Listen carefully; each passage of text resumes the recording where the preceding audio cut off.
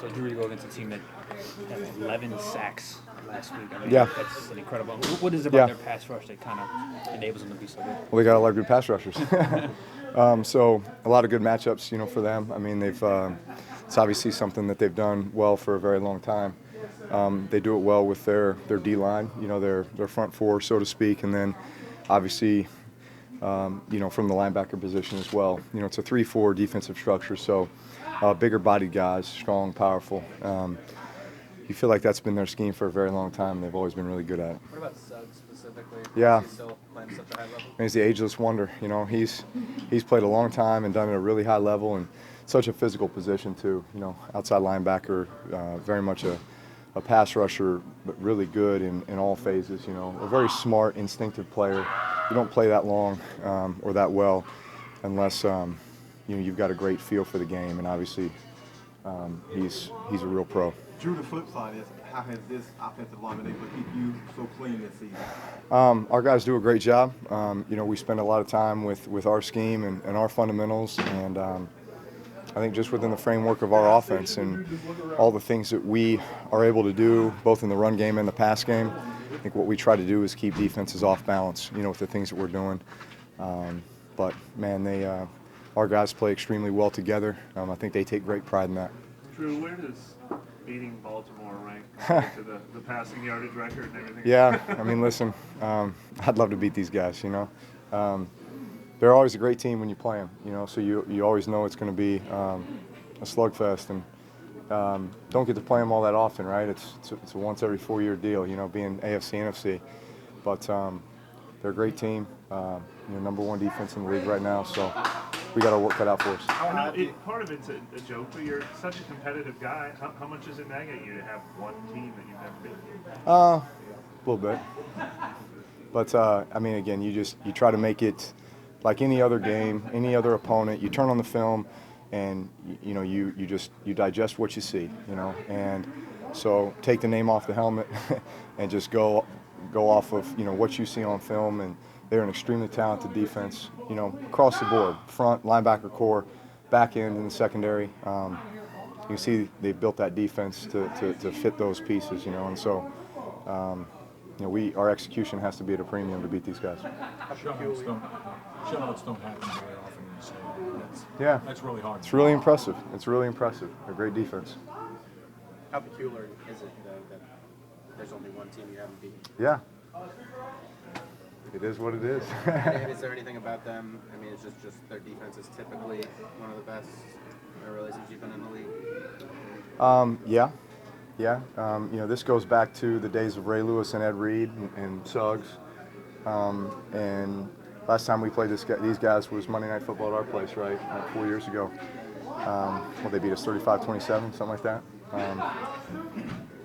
So I remember those scores. These last 2 years, your completion percentage keeps going up. Is there a reason your completion percentage is getting better? Just trying to be very efficient, trying to execute the play that's called. I know that completions are typically positive plays. Positive plays are good. They get you into third manageable situations. They move the chains, and then at the end of the day, that gets you points. And it also allows you to possess the ball, sustain drives. Those are all good things for the team. The approach hasn't changed or anything, though? No. It's just do my job the best that I can. Drew, 500 touchdown passes. What's that? 500 touchdown passes. What would it mean? I know we're looking ahead, but what would it mean? I mean, listen, obviously that's a significant milestone. I hope it's within the framework of winning a game. Drew, even before Mark was able to come back and Traquan and Cam were still getting integrated, this offense is putting up big numbers and big points. And now that you have those 3 additional people that seem woven in, I mean, what is that? What's the potential here, and how do you have to manage that? I think that's something that we've always done pretty well around here. Going back to the days when we had, our big 4 receivers and tight ends and a litany of running backs. Just finding a way to spread the ball around. Everybody has their package of plays. The things that they're going to know stone cold, so that when we go out there, we can play with a ton of confidence, and everybody knows that, hey, their opportunity can come at any moment.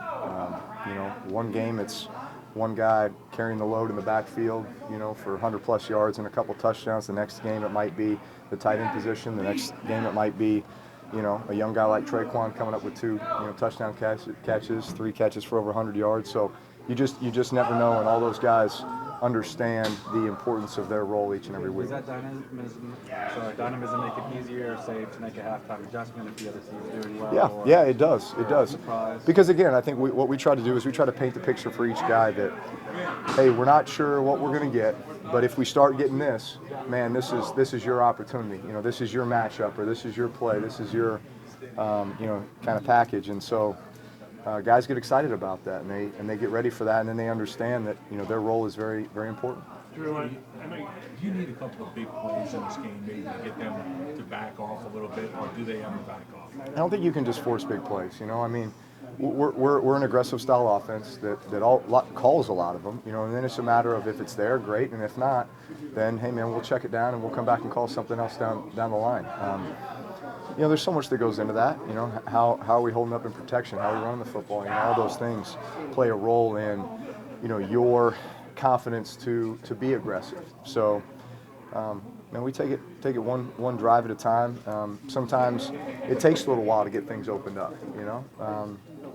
But I think we go into each game knowing that we want to be hitting on all cylinders. But if they're bound and determined to take something away, then man, we got to lean on something else, and we're ready to drive the ball. We're ready to, be happy with, a 3 or 4 yard run or a 5 yard completion or something like that that's just going to keep the chains moving and put us in a position to score points. Drew, I know you don't look too far down the road at the schedule, but is there an awareness that you guys are about to be right in the thick of it? And I think it's a division leader every week and a lot of movement to be made. I mean, it's there's still so much of the season left, right?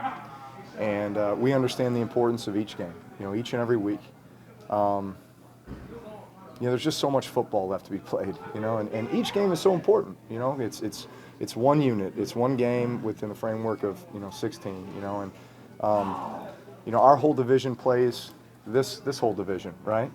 So we're playing Baltimore, and then the rest of our division has to play Baltimore at some point, and so on and so forth, right? So there's just a lot of football left to be played. Talking about these records with longevity in order to set most of these records, how difficult is it to set a record of a passing touchdown to get to 500? I mean, that to get to that mark, I mean, Yeah. you got to be lucky, but you also kind of be around a long time. Well, it's a lot of it's a lot of touchdowns. It's a lot of games. It's a lot of passes. I mean, but if you take them one at a time, and you just focus on winning the game and scoring points, regardless of if I'm handing it off to one of these guys or throwing it to one of our guys.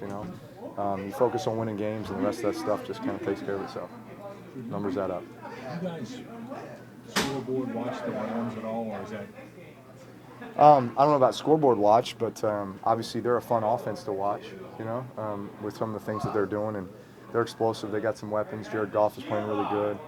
Obviously they went out and did some things in free agency this year with, defense and offense for that matter to get some more weapons. So they're explosive. I don't know how much you'll want to share, but what did you do to celebrate last week after the record?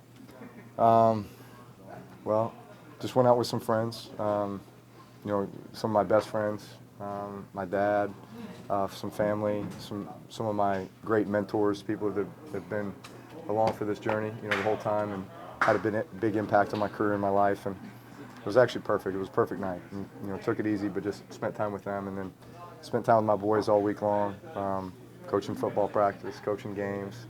My son Bowen made it on You Got Mossed. Anybody see that? Can I even tell you, that was probably the greatest part of my bye week, all right? There was a lot of cool stuff, and it was relaxing and all, but to be sitting there watching Sunday NFL Countdown with your boys, and all of a sudden your son pops up on You Got Mossed, and he's the one going up over somebody and making a great catch. To see the look on his face of just sheer joy and excitement, it was priceless.